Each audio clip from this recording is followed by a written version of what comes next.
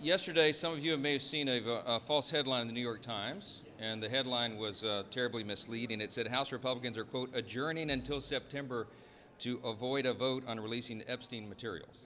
I just want you to know, and everybody here knows, that's an outright lie. It's not true. And they were forced to modify their headline and update it today. The reason is, we all know that's the initial lie travels much faster than the truth, and so we're making sure that people know what is actually going on here. I think every single one of your publications have known that the published schedule of Congress was decided in December of 2024, and it's been published ever since. We are fulfilling the calendar. We're working. We'll be working tomorrow. There have been votes every day this week. We have 9 or 10 committees working through markups this week, many tomorrow. Congress is doing its work. No one is adjourning early.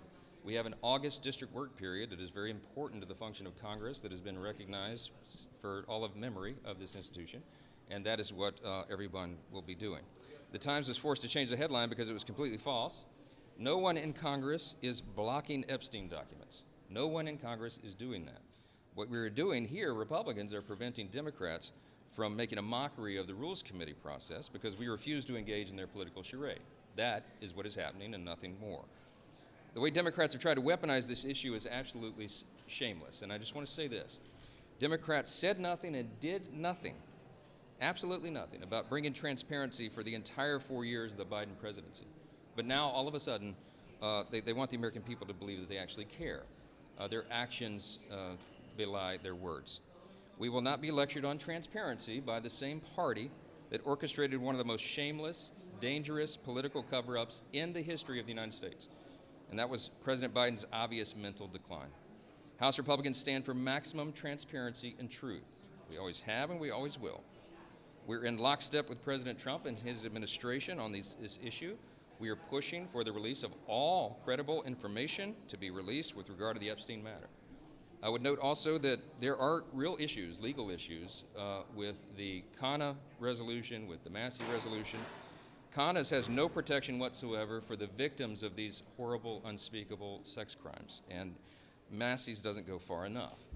Additionally, the President has directed the Department of Justice to pursue the release of grand jury information, and that is happening as we speak. In fact, the court is processing the DOJ's request for grand jury materials as we are standing here right now.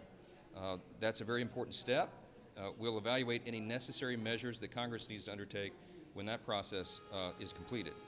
I'm convinced the administration is thoroughly reviewing all materials and working to release all credible information while also providing protection for victims. And I've been very clear and on the record many times that we have an obligation to do that, a legal obligation and a moral obligation to protect the people who have been the victims of these unspeakable crimes so that their names are not dragged through the mud.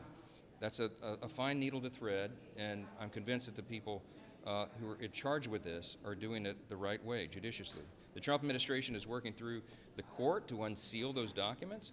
Most of the Epstein files are under court order and sealed, so you have to go through that route to do it. All that credible information needs to come out, but they deserve the space to do that in the way that it is supposed to be done, and they are. A thorough, judicious, meticulous review to truly protect innocent people who suffer.